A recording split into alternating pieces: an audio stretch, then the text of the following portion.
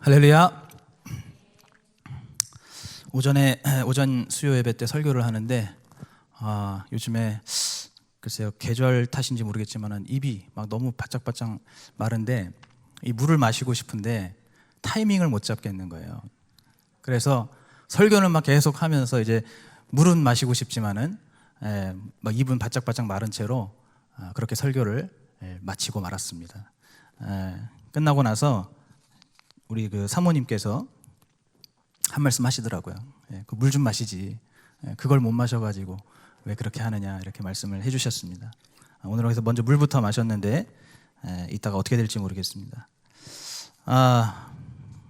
네, 여러분 반갑습니다. 우리 하나님께서 오늘 또 이 수요 예배 우리에게 허락해 주시고 또 우리 많은 성도님들이 이 자리에 다시금 함께 모일 수 있도록 우리 주님께서 모든 상황과 여건을 열어주셨습니다. 그 주님 앞에 먼저 감사와 영광을 돌리고, 그러나 중요한 것은 우리가 이제 다시 이렇게 한 자리에서 예배를 드리게 된 것으로 끝난 것이 아니라 어떻게 보면 바로 지금부터가 새로운 시작이라고 할 수 있습니다. 우리가 우리의 몸이 이제 주님 전으로 나와서 예배를 할 수 있게 되었지만 이제 정말로 바로 지금부터 우리가 몸은 비록 이곳에 나와 있을지라도 우리가 하나님 앞에 정말 신령과 진정으로 성령과 진리의 말씀을 의거해서 예배를 드릴 수 있는지 없는지는 이제 지금부터 새롭게 판가름이 나는 줄로 믿습니다. 여러분, 하나님께서 우리에게 은혜를 허락해 주셨는데 이 은혜를 절대로 헛된 일로 바꾸지 마시고 하나님 허락해 주신 이 은혜를 따라서 정말로 이 마지막 때에 하나님께서 찾으시는 참된 예배를 드리시기를 축복합니다.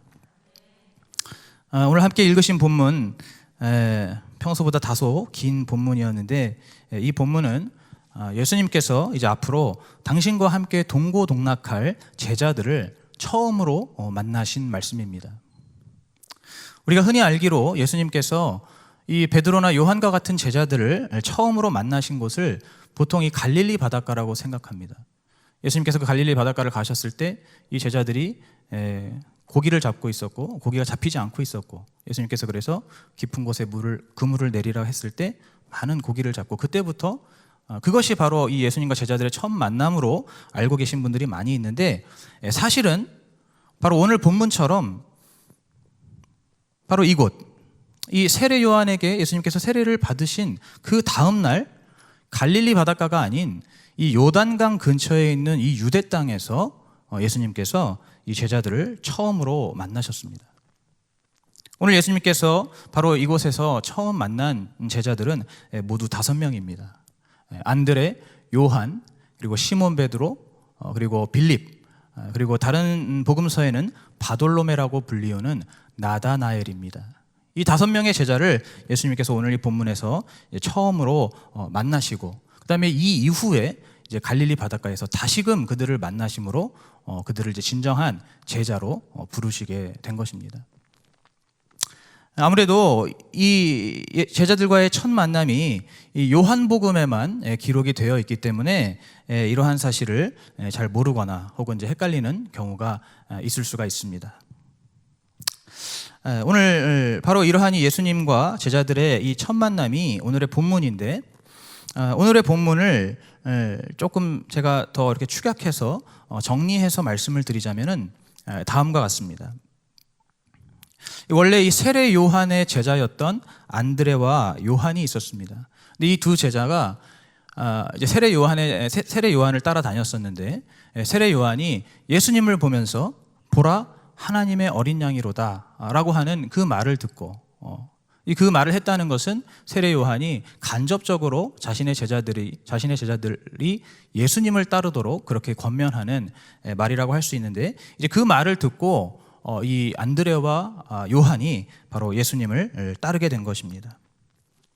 그리고 이제 그 중에서 이 안드레가 바로 자신의 형제인 이 시몬 베드로, 나중에 이제 베드로라 불리우는 이 시몬을 또 예수님께 데리고 왔습니다.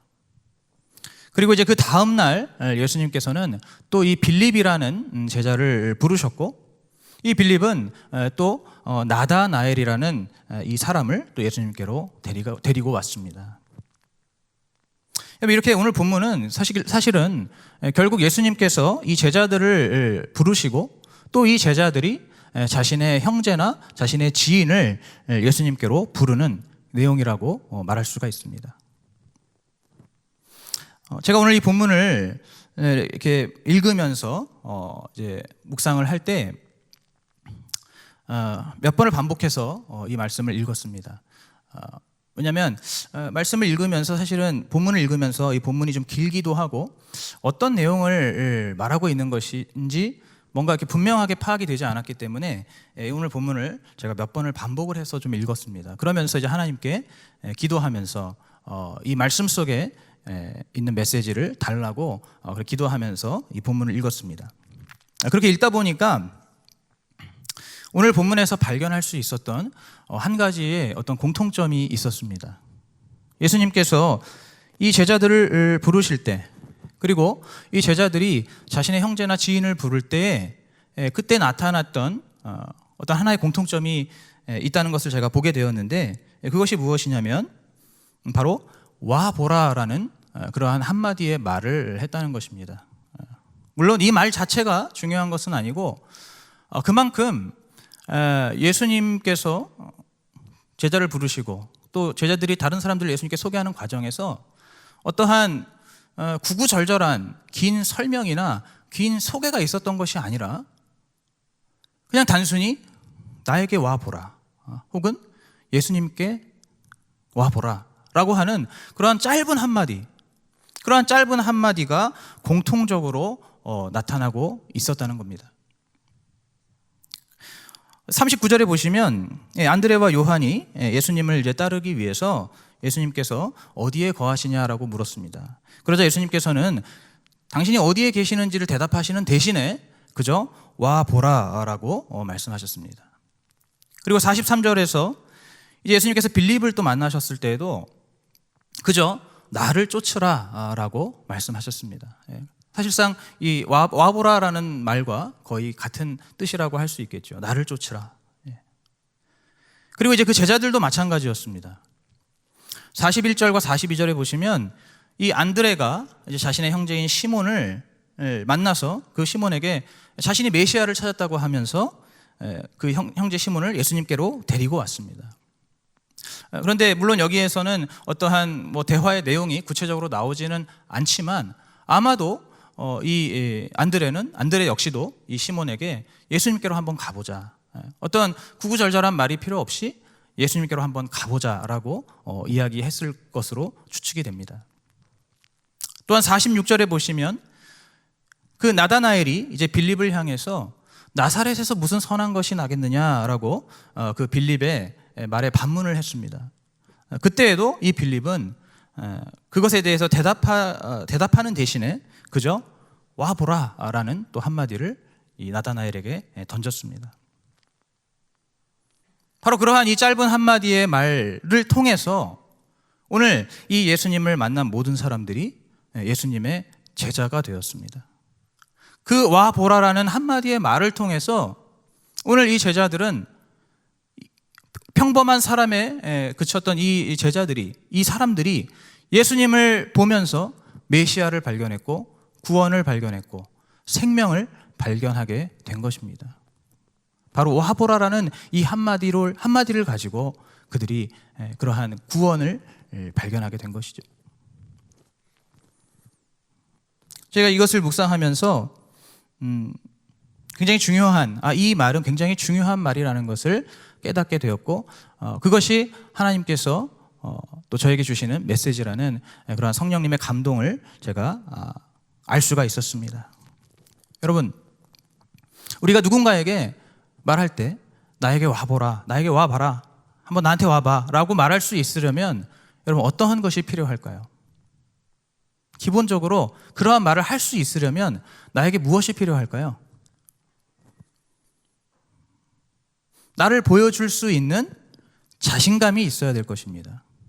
그죠? 나의 삶을, 나의 모습을 당당하게 떳떳하게 보여줄 수 있는 그러한 자신감이 있어야 할 것입니다. 그 어떤 것보다도 바로 이 자신감이 제일 필요하겠죠. 오늘 이 본문 속에서 예수님께서 제자들에게 혹은 이 제자들이 자신의 지인들에게 와 보라 라고 이야기했을 때 그들에게서는 엄청난 영적인 자신감이 있었던 것입니다.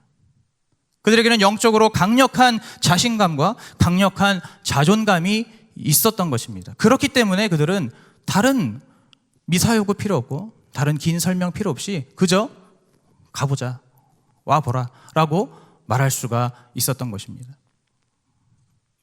누구든지 나에게 와서 나의 삶을 볼 때 나의 삶을 통해서 모든 이들의 구원이 되시고 생명이 되시는 예수 그리스도를 발견할 수 있고 또 바로 그 예수 그리스도를 믿으면서 사는 인생이 그 인생이 가장 행복하고 그 인생이 가장 가치 있고 그 인생이 가장 바르게 사는 것이라는 것을 그 삶으로 보여줄 수 있다는 그 확신의 한마디가 바로 와보라일 것입니다. 여러분 동의하십니까? 여러분 이러한 말은 그 삶이 예수 그리스도를 믿고 180도 완전히 변화된 사람만이 할 수 있는 말일 것입니다. 또는 그의 삶을 통해서 믿음을 증명하고 그의 삶을 통해서 예수 그리스도의 복음을 말할 수 있는 그 복음을 그의 삶으로 드러내고 표현할 수 있는 그러한 사람만이 바로 이 와보라라는 말을 할 수가 있는 것이죠. 여러분 말로만 신앙생활하는 사람, 말로만 복음을 전하는 사람, 말로만 믿음을 말하는 사람들은 절대로 와보라는 말을 할 수가 없습니다. 사실 이런 사람들은 엄밀히 말해서 예수 그리스도를 정말로 믿는다고 할 수도 없지요. 왜냐하면 성경에서는 분명히 말하고 있기 때문입니다. 행함이 없는 믿음은 죽은 믿음. 말에서만 그치고 행함이 없는, 삶에서 보여지지 않는, 삶에서 실천되어지지 않는 믿음은 죽은 믿음이고 그러한 죽은 믿음을 가지고 있는 사람은 가짜 신앙인이라는 것이죠. 그렇기 때문에 말로만 신앙생활하는 사람 절대로 나에게 와보라라고 말할 수가 없습니다. 여러분 하다못해 여러분 이 세상에서도 그렇지 않습니까? 여러분 이 세상에서도 말만 번지르르 한 것은 절대로 인정받을 수가 없습니다. 그 말과 함께 그 말에 대한 어떤 책임을 지는 모습, 그 말을 실제로 지키는 모습, 그 말을 실제로 행하는, 이루어내는 그러한 어떤 결과를 볼 때만이 그 말에도 신뢰가 생길 수 있는 것이고 힘이 생길 수 있는 것이죠. 말만 번지르르 해서는 절대로 이 세상에서도 인정받을 수가 없습니다. 여러분 우리가 많은 정치인들을 보면서 항상 그들에게 실망하고 또 환멸을 느끼는 이유가 무엇입니까? 바로 그들이 항상 말에서만 그치기 때문이죠. 혹은 그들의 말과 그들의 실제 행동, 삶이 전혀 다르기 때문에 앞에서는 깨끗한 척하고 또 굉장히 유능한 척 자신을 포장하지만 실제로 그들의 삶을 봤을 때, 그들의 어떤 업무 수행 능력을 봤을 때 너무나 그것이 너무나 실망스럽고 너무나 형편없었을 때 바로 우리는 그러한 정치인들을 보면서 실망하고 또 환멸을 느끼게 되는 것입니다. 여러분 하물며 우리 그리스도인은 오죽하겠습니까? 우리 그리스도인들이 여러분 우리가 세상과 완전히 단절돼서 살아가는 것이 아닙니다.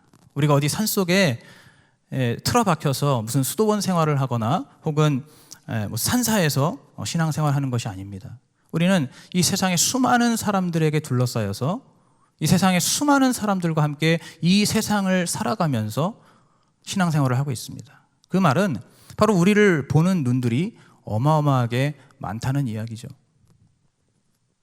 세상 사람들도 우리 그리스도인들을 나름 정확하게 또 객관적으로 평가하고 있습니다.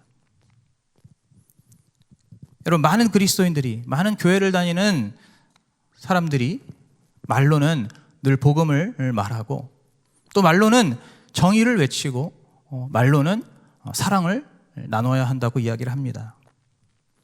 하지만 실제로 그 삶 속에 보면 전혀 복음과 연관도 되어 있지 않고 전혀 정의롭지도 않고 전혀 사랑도 없는 그러한 삶을 사는 모습들을 많이 보게 됩니다. 정말 안타까운 경우에는 그 입술에 나오는 말과 그 삶이 전혀 일치가 되지 않고 심지어 어떤 경우에는 세상 사람들보다 더 불의하게, 더 부정하게, 더 독하게, 더 못되게 그렇게 사는 경우들도 많이 있습니다. 여러분, 그런 사람들은 절대로 자신에게 와 보라라고 그렇게 말할 수가 없습니다. 그런 사람들은 절대로 우리 주님께서 말씀하시는 이 세상 속의 빛과 소금도 될 수가 없습니다. 그리고 궁극적으로 더 나아가서 그런 사람들은 아까도 말씀드렸지만 그렇게 말뿐에서 그치는 그러한 신앙인들은 진정한 신앙인으로 인정받을 수도 없는 것이죠.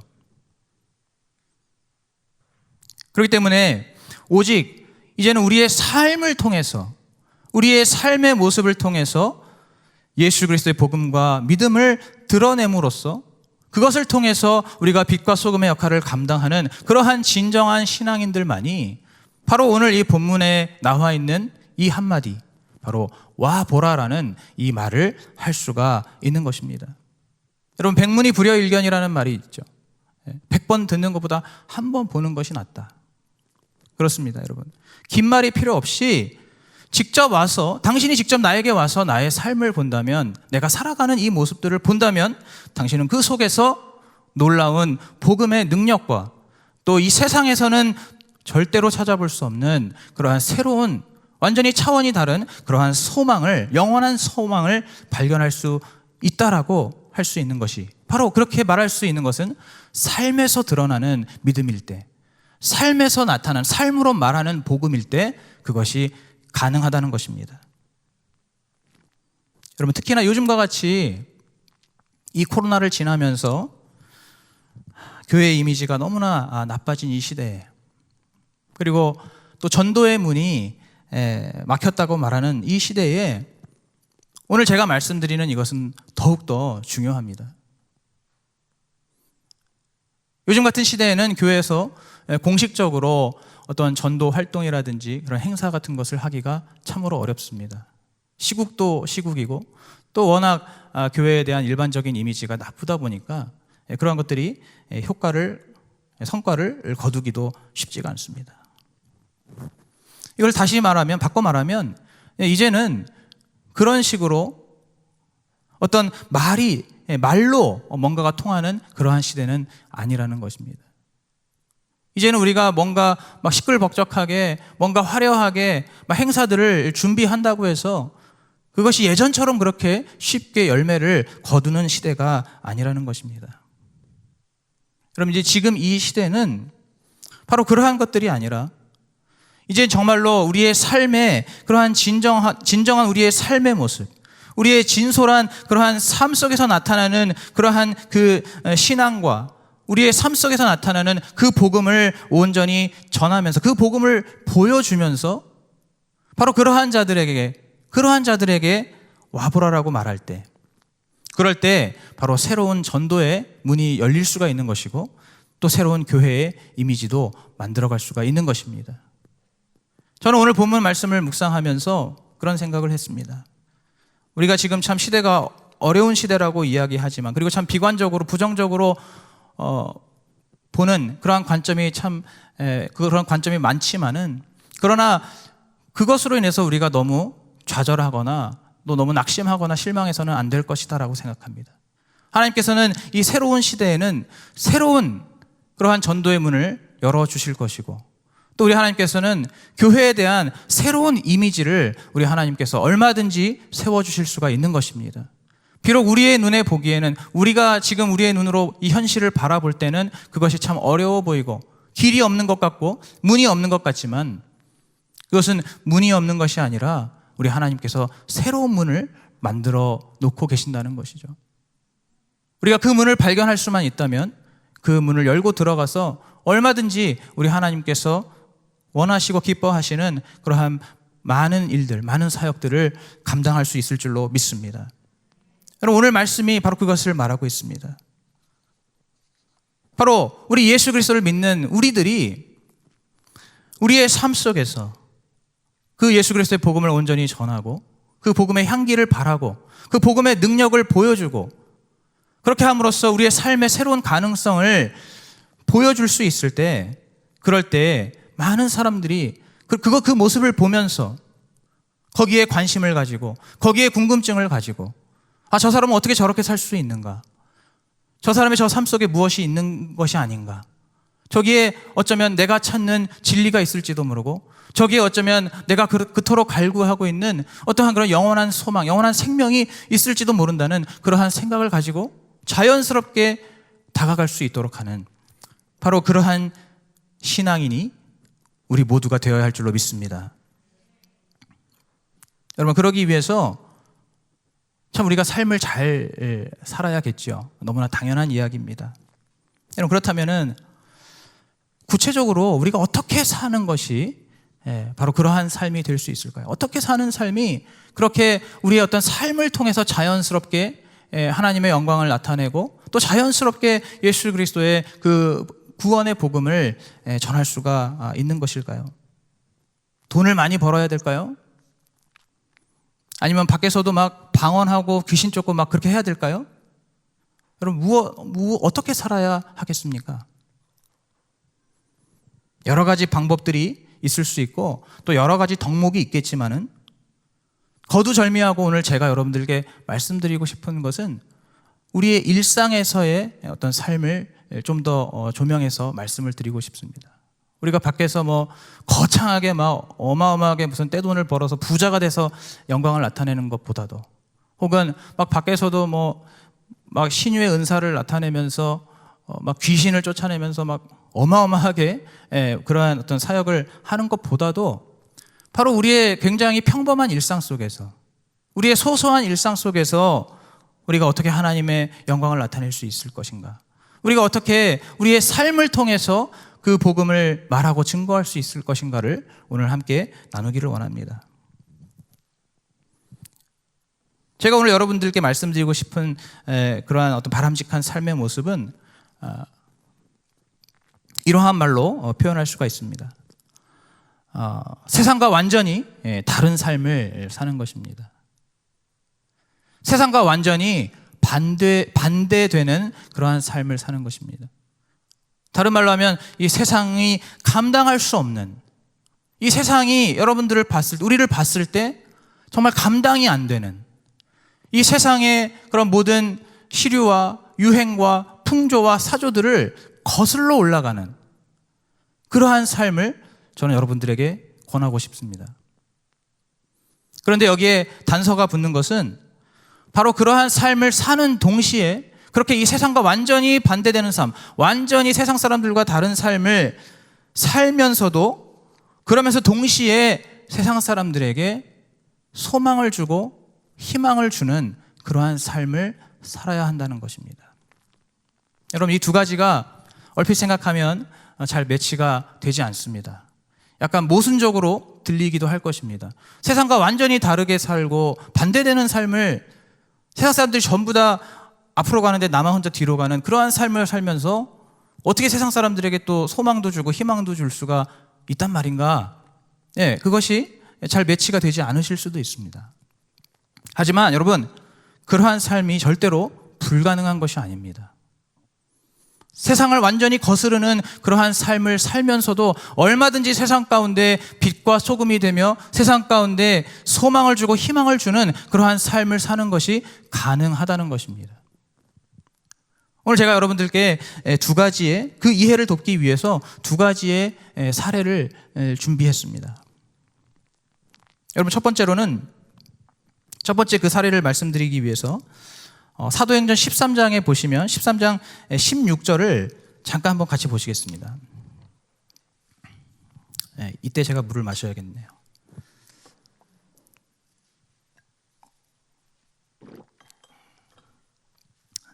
목이 자주 말라서. 자, 사도행전 13장 16절에 보시면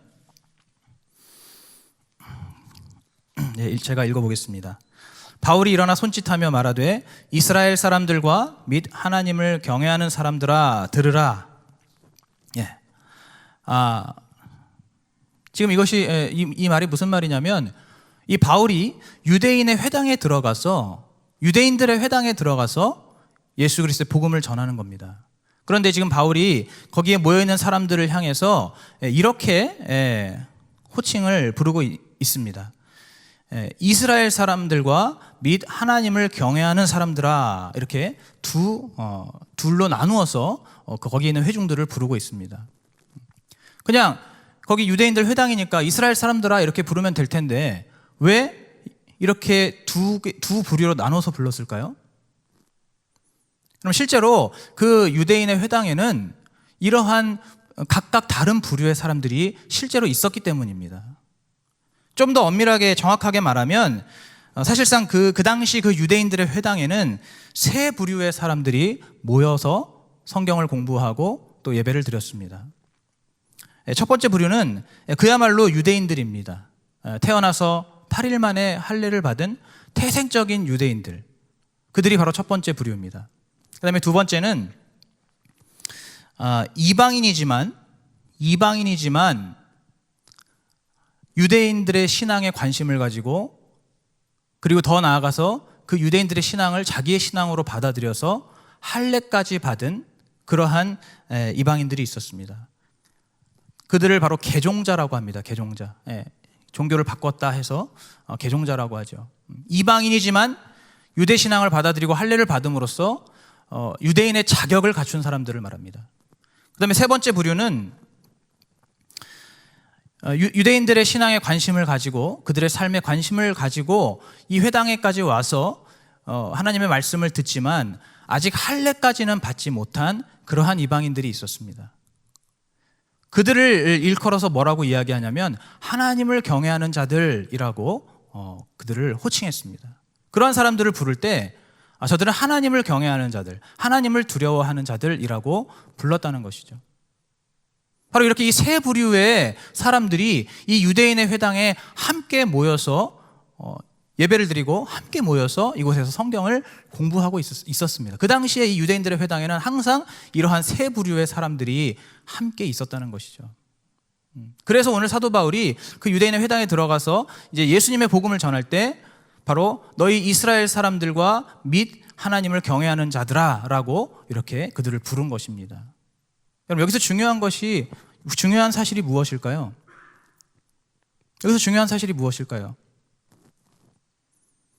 바로 이방인들 중에서 유대인의 그 신앙, 유대인들의 삶에 대해서 관심을 가지고 있는 그러한 이방인들이 있었다는 것입니다.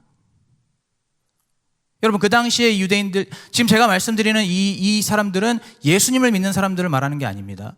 이들은 예수님을 믿지 않고 구약의 율법 신앙에 머물러 있는, 유대 신앙에 머물러 있는 유대교를 믿는 사람들을 제가 지금 말씀드리고 있는 겁니다.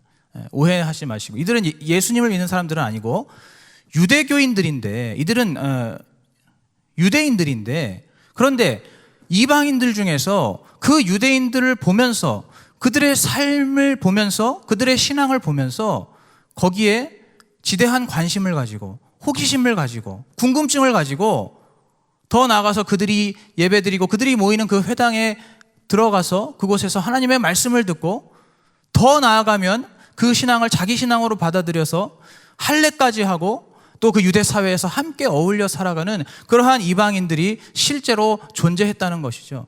여러분, 이것이 무엇을 말하고 있습니까? 바로 유대인들이 자신들이 그 모세의 율법, 하나님께서 주신 그 모세의 율법을 그냥 지키면서, 그렇게 자연스럽게 그 율법을 지키면서 살아가는 그 삶의 모습을 통해서 그 이방인들에게 굉장한 선한 영향력을 끼쳤다는 것입니다. 여러분, 유대인들이 그들이 말로써, 그들이 어떤 교리로서, 율법으로서 직접 그 이방인들에게 그러한 어떤 말씀을 전하지 않았습니다. 여러분, 유대인들은 기본적으로 이방인들과 상종하지 않았습니다. 그렇다면 이방인들이 어떻게 그 유대인들에게 다가갈 수가 있습니까? 그들이 자발적으로 다가간 것입니다. 그들이 그 유대인들의 사는 모습을 보면서 거기서 일종의 어떤 동경을 갖게 된 것입니다. 그 유대인들의 삶이 뭔가 올바르게 사는 삶, 정말 참된 삶을 사는 것 같고 정말 높은 차원의 높은 가치를 가진 그러한 삶을 사는 것 같은 그러한 것들을 이들이 발견했기 때문에 그 유대인들을 향해서 궁금증을 가지고 호기심을 가지고 관심을 가지고 그들에게 다가갔다는 것이죠. 여러분 이해가 되십니까? 여러분 실제로 그랬습니다. 이 유대인들, 여러분 우리가 이 모세의 율법을 저희들은 알지 않습니까? 이 모세의 율법은 사실 그 당시에 이 사회의 기준, 시대의 기준으로 봤을 때 굉장히 수준 높은 그러한 도덕과 윤리를 요구합니다. 또 하나 굉장히 높은 그러한 위생관념과 또 자기 관리를 요구하고 있습니다. 여러분 그렇기 때문에 이 유대인들이 이 율법을 지키다 보면 자연스럽게 다른 이방인들과 비교가 될 수밖에 없는 것입니다. 왜냐하면 그들이 이 하나님의 말씀 모세의 율법을 지키다 보니까 그들은 자연스럽게 다른 사람들보다 훨씬 더 도덕적이고 훨씬 더 윤리적인 그리고 양심적인 그리고 공정하고 정의로운 그러한 삶을 살게 되는 것입니다. 그리고 그들이 그 율법을 지키다 보니까 그 율법 속에 있는 정결의식, 예를 들어서 밖에 나갔다 돌아오면 꼭 손과 발을 씻어야 된다는 어떤 그러한 의식들, 그러한 사소한 의식들 하나하나도 그들이 지키면서 살다 보니까 그들은 다른 이방인들보다 그런 율법을 모르고 율법이 없는 그러한 이방인들보다 훨씬 더 위생적이고 훨씬 더 깨끗하고 훨씬 더 건강한 삶을 살 수가 있었던 것입니다. 위생을 철저히 관리하고 또 먹는 음식들도 다 관리하지 않습니까? 율법에서는 먹어도 되는 음식, 먹으면 안 되는 음식들도 다 구분해주고 있기 때문에 그러한 것들을 지키다 보니까 이 유대인들의 삶의 어떤 수준과 삶의 모습들이 자연스럽게 굉장히 아주 뭔가 바람직하고 이상적인 그러한 삶의 모습을 자연스럽게 보여주게 되었다는 것이죠. 바로 그러한 모습들을 보고 이방인들이 관심을 가진 것입니다. 물론 유대인들이 그 당시에 그들이 율법을 지키며 사는 그러한 삶 때문에 그들은 많은 고난과 많은 수모와 차별을 겪은 것이 사실입니다.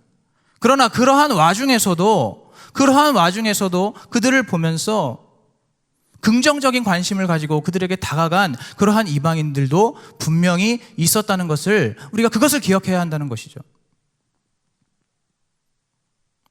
여러분 신약 성경에 보면 누가복음에 보면 로마 백부장이 나오고 있습니다.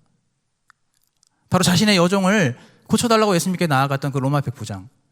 이 로마 백부장 그리고 또 사도행전에 보시면 고넬료라는 또 로마 백부장이 한 명이 더 나오죠. 이제 베드로가 그에게 복음을 전해서 그 고넬료가 복음을 받아들이고 그가 예수를 믿고 온 가족이 구원을 받는 그리고 그 고넬료 백부장이 나옵니다. 여러분 이 백부장들이 이 성경에 왜 나오고 있을까요? 이들이 도대체 이 유대 사회에 지금 왜 존재하고 있을까요? 바로 이들이 아까 제가 말씀드린 하나님을 경외하는 자들이었기 때문입니다. 여러분 이들은 로마인이었습니다. 그 당시에 세계 최강의 제국인 그 로마의 시민권자였을 뿐만 아니라 그 로마의 군인들이었습니다. 그들이 세상적으로 봤을 때는 그들은 부족함이 없는 사람들입니다.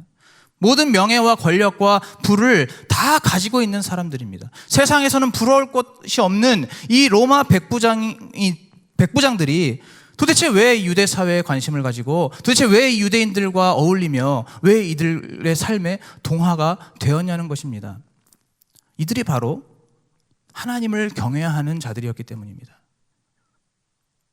이들은 자신의 삶에 남부러울 것이 없었지만 그러나 아마 그 마음속에 그 내면에는 뭔가 채워지지 않는 그러한 영적인 갈망들이 있었을 것입니다. 뭔가 삶에서 해결되지 않는 아무리 내가 많은 돈을 벌고 또 높은 위치에 올라가고 또 막강한 권력을 쥐고 있어도 뭔가 해결되지 않는 채워지지 않는 어떤 그러한 삶의 회의 같은 것들을 그들은 분명히 가지고 있었을 것입니다. 그러던 차에 이들이 유대인들의 이 삶을 보게 되었고 그들이 이 유대인들의 그 사회를 보게 되었고 그 유대인들이 믿고 그 유대인들이 따르고 있는 그 율법들을 접하게 되었을 것입니다. 그리고 바로 그들은 그 유대인들에게 굉장한 호감을 갖게 되고 그들의 삶에 같이 어울리면서 그 유대 사회에 함께 동화되어서 살아가게 됐던 것입니다. 여러분, 그 아까 말씀드린 그 여종을 고쳐달라고 했던 이 로마 백부장은 이미 그 유대 사회에서도 굉장히 평판이 좋은 사람이었다는 거 여러분 아실 겁니다. 많은 유대인들이 그 로마 백부장을 막 도와주면서 예수님을 향해서 같이 이렇게 도와주는 그러한 그러한 장면을 우리가 성경을 통해서 확인할 수 있습니다. 바로 이렇게 심지어 이 로마인들조차도 이 유대인들의 삶을 보면서 율법을 지키면서 사는 그 유대인들의 삶을 보면서 자연스럽게 그들의 신앙에 관심을 갖게 되고 그들에게 다가가게 되고 또 그들을 보면서 그 유대 신앙을 그것을 자신의 것으로 수용하게 되었다는 것입니다. 여러분, 율법만 지키고 살던 이 유대인들조차도 이런 삶을 살았습니다. 예수님을 믿은 게 아니고 그저 율법만 지켰던 이 유대인들도 그 당시 그 시대에 바로 그러한 삶을 살았다는 것입니다. 율법을 지키면서 살아가는 그 자연스러운 삶의 일상을 통해서 그들이 많은 이방인들에게 그 하나님의 영광을 나타냈고 또한 하나님의 생명을 전했다는 것입니다. 여러분, 우리는 예수 그리스도를 믿는 자로서 이 유대인들보다 절대로 못하면 안 되는 거 아닙니까? 우리는 율법을 넘어서서 우리 하나님께서 우리에게 주신 구원이 있고 생명이 있고 자유가 있는, 우리는 하나님의 그 무한하신 사랑을, 그 용서의 사랑을, 그 구원의 사랑을 우리는 온전히 누리고 있는 사람들입니다. 그렇다면 우리는 우리의 삶 속에서 당연히 이 하나님의 말씀을 지켜야 되는 것이 당연한 것이고 하나님의 말씀을 지키면서 살고 또 우리의 삶 속에 날마다 감사와 기쁨이 넘치는 그러한 삶을 우리가 살아간다면, 우리가 그러한 삶을 살아가면서 자연스럽게 모범을 보일 수 있다면, 우리가 세상에서 본이 될 수 있다면, 그 말씀을 지키면서 비겁하지 않게, 불의하지 않게, 정당하게, 올바르게 그렇게 사는 모습을 보여줄 수 있다면, 여러분, 지금도 이 시대에도 바로 그러한 우리를 보면서 예수 그리스도를 발견할 수 있는, 그리스도의 복음을 발견할 수 있는 사람들이 많이 있음을 우리가 기억해야 합니다. 바로 우리도 이 유대인들과 같이 하나님의 말씀을, 이 유대인들은 사실은 하나님의 말씀을 의무적으로 억지로 지켰지만은, 그러나 우리는 이 하나님의 말씀을 기쁨과 감사함과 자원함으로 지키면서 이 말씀을 지키면서 살아가는 그 삶 속에서, 그리고 감사와 기쁨이 넘치는, 날마다 감사와 기쁨이 넘치는 그러한 삶을 통해서 세상 사람들에게 자연스럽게 삶의 본을 보이고 모범을 보임으로써 바로 우리의 삶의 모습을 통해서 예수 그리스도의 그 복음을 전파하고 증거하는 자들이 되어야 할 줄로 믿습니다. 여러분, 한 가지 예가 더 있습니다. 1527년 여름 이 독일에 흑사병이 창궐했습니다. 여러분, 이 흑사병이라는 것은 오늘날의 코로나하고는 비교도 안 될 정도로 굉장히 치명적인 전염병입니다. 그 당시에 이 흑사병의 원인도 몰랐고 또 치료제도 나오지 않은 상황에서 이 흑사병에 걸리면 온몸에 검은 반점이 나기 시작하면서 8일 만에 사망에 이르게 되는, 그리고 치사율이 무려 75%에 달하는 그러한 굉장히 무시무시한 전염병이었습니다. 이 흑사병이 이제 유럽에 창궐하게 되고 독일에도 창궐하게 됐는데, 특별히 이제 그 독일의 비텐베르크라는 도시에도 이 흑사병이 이제 들어가게 되었습니다. 이제 그 도시에서는, 그 시에 있는 영주가 이제 모든 시민들에게 지금 당장 이 비텐베르크시를 떠나라는 피신 명령을 내렸습니다. 그래서 실제로 많은 사람들이, 대부분의 사람들이 자신의 그 집을 떠나서, 자신의 삶의 그 거처를 다 떠나서 피신을 가고 도망을 가는 그러한 상황들이 발생했습니다. 여러분들, 그러한 가운데 그 비텐베르크 대학의 한 교수, 그곳에 있는 교수이면서 또 우리가 아마 여러분 한 번씩 다 들어보셨을 겁니다. 우리가 잘 알고 있는 이 종교개혁가 마르틴 루터가 그 비텐베르크 대학에 있었습니다. 그 흑사병이 돌던 1527년에.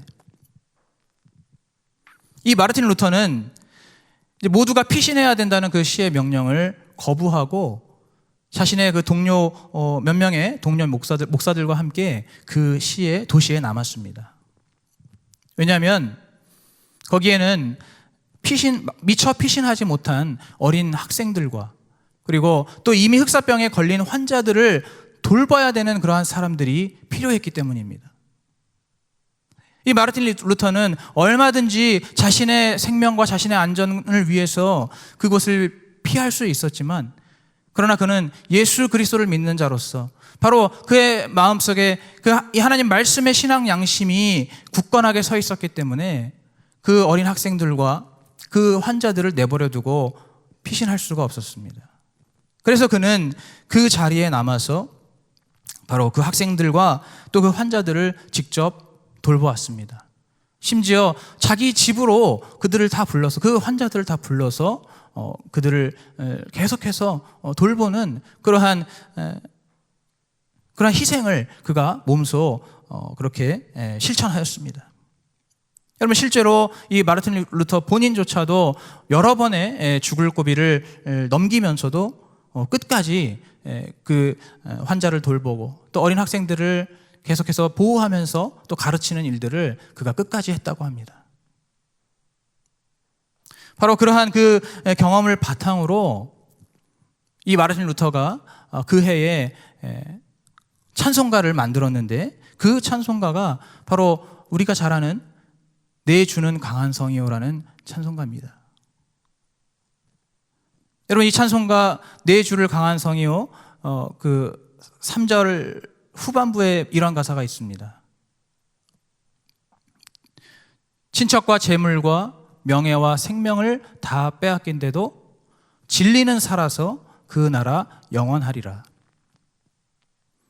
이 마르틴 루터가 바로 이 흑사병이 만연해 있는, 이 창궐하고 있는 이 도시 한가운데에서도 그가 모두가 도망갈 수 있지만, 모두가 자신의 그 안위를 위해서 자신의 생명과 자신의 안전만을 챙길 수 있는 그 상황 속에서도 그는 그 대다수의 사람들이 걷는 그 길로 간 것이 아니라 그 도시에 남아서 그곳에 환자들을 돌보고 학생들을 보호하는 그리스도인으로서의 그러한 삶, 세상 사람들과는 완전히 반대되는 삶을 살면서도 동시에 하나님의 영광을 나타내고 또 많은 이들에게 실질적으로 소망을 주고 희망을 주는 그러한 삶을 살았던 것입니다.